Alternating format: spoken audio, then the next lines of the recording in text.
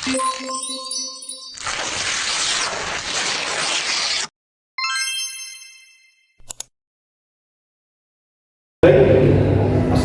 warahmatullahi wabarakatuh. Perkenalkan, kami dari kelompok 1 mata kuliah Pancasila. Singkatnya akan menyelesaikan tugas dari topik pertama, yaitu peranan Badan Perlindungan Konsumen Nasional dalam menyelesaikan investasi bodong. Saya atas nama Melania Ruslaya dari Program Studi Ilmu Hukum. Saya Pinsarupan dari Teknik Elektro. Saya Muhammad Injar Al-Qabid dari Teknik Elektro. Saya Yulianti dari Prodi Manajemen. Saya Stefanus Kaheli dari Prodi Multi. Baik, langsung saja. Yang pertama adalah pengertian yang akan saya bacakan. Badan Perlindungan Konsumen Nasional yang selanjutnya disebut BPKN adalah badan yang dibentuk untuk membantu upaya pengembangan perlindungan konsumen. BPKN mempunyai fungsi memberikan saran dan pertimbangan kepada pemerintah dalam upaya mengembangkan perlindungan konsumen di Indonesia. Selanjutnya akan diteruskan oleh rekan saya. Berikut adalah fungsi dan tugas BPKN dalam perlindungan konsumen. Dalam Undang-Undang Nomor 8 Tahun 1999 12 pasalnya mengatur Badan Perlindungan Konsumen Nasional Republik Indonesia atau BPKN. Peran BPKN menurut pasal 31 Undang-Undang 8 Tahun 1999 yaitu mengembangkan upaya perlindungan konsumen. Selanjutnya, fungsi BPKN menurut pasal 33 Undang-Undang 8 Tahun 1999 adalah memberikan saran dan pertimbangan kepada masyarakat dalam upaya pengembangan perlindungan konsumen. Untuk menjalankan fungsi tersebut, tugas BPKN antara lain: A. Memberikan saran dan rekomendasi kepada pemerintah dalam menyusun kebijaksanaan perlindungan konsumen. B. Melakukan penelitian dan pengkajian terhadap peraturan perundang-undangan yang berlaku di bidang perlindungan konsumen. C. Melakukan penelitian terhadap barang dan atau jasa yang menyangkut keselamatan konsumen. D. Mendorong berkembangnya lembaga perlindungan konsumen swadaya masyarakat atau LPKSM. E.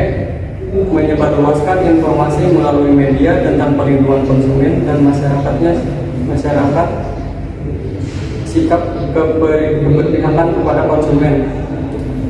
F. Menerima pengaduan tentang perlindungan konsumen dari masyarakat, LPKSM atau pelaku usaha. G. Melakukan survei yang menyangkut kebutuhan konsumen. Dan H.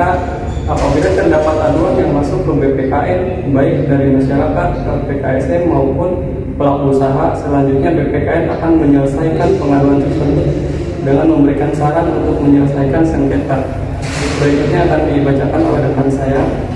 Baik, untuk selanjutnya visi dan misi BPKN dibentuk sebagai upaya merespon dinamika dan kebutuhan perlindungan konsumen yang berkembang dengan cepat di masyarakat dalam menjalankan tugasnya. Visi yang ingin dicapai adalah menjadi lembaga terdepan bagi terwujudnya konsumen yang bermartabat dan pelaku usaha yang bertanggung jawab. Konsumen bermartabat artinya konsumen mengerti akan hak dan kewajibannya, kritis terhadap adanya produk yang tidak memenuhi persyaratan perlindungan konsumen, dapat menjadi mitra pemerintah dalam mengawasi kegiatan peredaran barang di pasar dalam negeri, memahami akses pemulihan haknya, sementara pelaku usaha bertanggung jawab berarti dapat menjalankan kewajiban secara profesional dalam menciptakan iklim usaha yang sehat sesuai aspek keamanan, kesehatan, keselamatan, dan kelestarian lingkungan K3L bagi konsumen. Sementara misi yang diemban oleh BPKN adalah memperkuat landasan hukum dan kerangka kebijakan perlindungan konsumen nasional, memperkuat akses jalur penyelesaian sengketa perlindungan konsumen, memperluas akses informasi perlindungan konsumen, serta mengembangkan edukasi dan informasi konsumen. Atas dasar hukum Undang-Undang Nomor 8 Tahun 1999 tentang perlindungan konsumen dan Peraturan Pemerintah Nomor 4 Tahun 2019 tentang Badan Perlindungan Konsumen Nasional. Dan selanjutnya akan dilanjutkan dengan contoh kasus BPKN ungkap korban investasi bodong robot trading belum dapat ganti rugi bisa dilanjutkan oleh teman saya. Kami akan membahas salah satu contoh kasus, yaitu konsumen cerdas terhindar dari investasi bodong. Insiden terkait investasi bodong kembali dialami oleh konsumen. Maraknya pemberitaan terkait hal ini menjadi perhatian BPKN. BPKN mencatat pengaduan dalam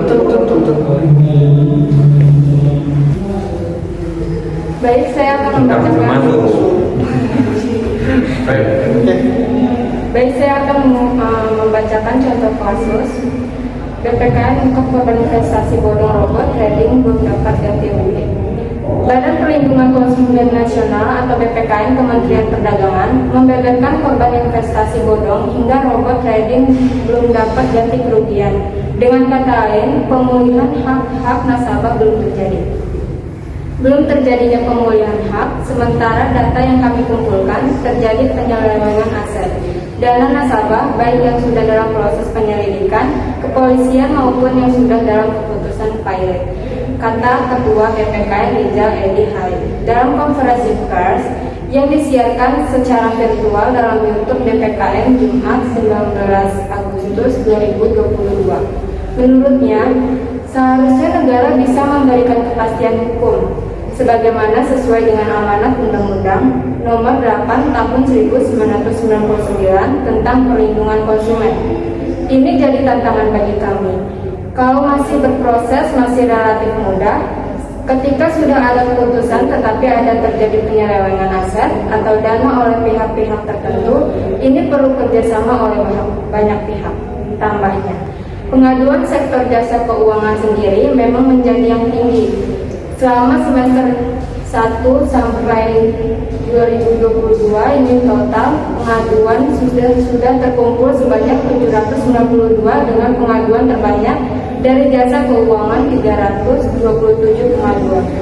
Secara total pengaduan dari 2017 hingga 12 Agustus 2022 ini, pengaduan jasa keuangan ada sebanyak 3.000 pengaduan.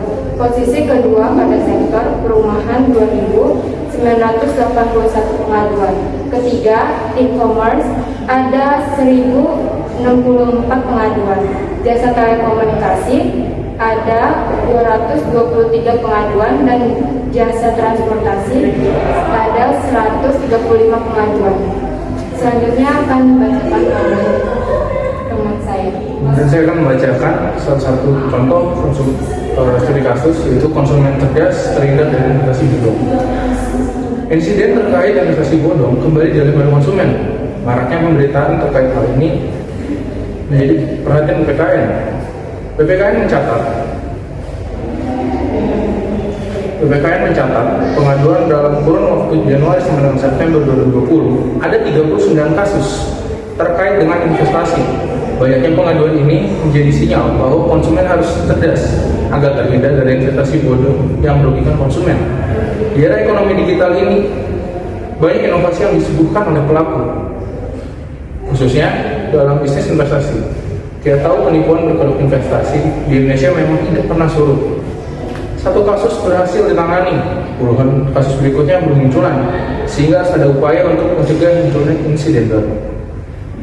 Hal utama yang harus diketahui soal investasi ini adalah produk lembaga keuangan di tempat masyarakat menginvestasikan sejumlah uang pada suatu produk keuangan atau bisnis. Dengan mengharap keuntungan di masa depan, investasi ini bisa dilakukan pada dua bidang, yakni produk keuangan atau perbankan dan bisnis secara langsung. Contoh investasi pada produk perbankan adalah reksadana melalui kerjasama dengan manajemen investasi. Masyarakat perlu memahami bahwa ada produk murni investasi dan ada juga produk investasi plus asuransi seperti bank assurance. Pada produk perbankan, sedangkan investasi pada bisnis adalah investasi yang dilakukan pada bisnisnya secara langsung, sebut saja investasi toko, warung, dan kantor. Lalu, apa yang dimaksud dengan investasi bodong? Investasi bodong adalah penanaman modal pada bisnis pelaku yang fiktif maupun bisnis ilegal. Menurut Pak Rizal Halid, selaku Ketua BPKN, menyampaikan, melihat makin maraknya insiden terkait investasi yang berujung pada penipuan dan kerugian konsumen.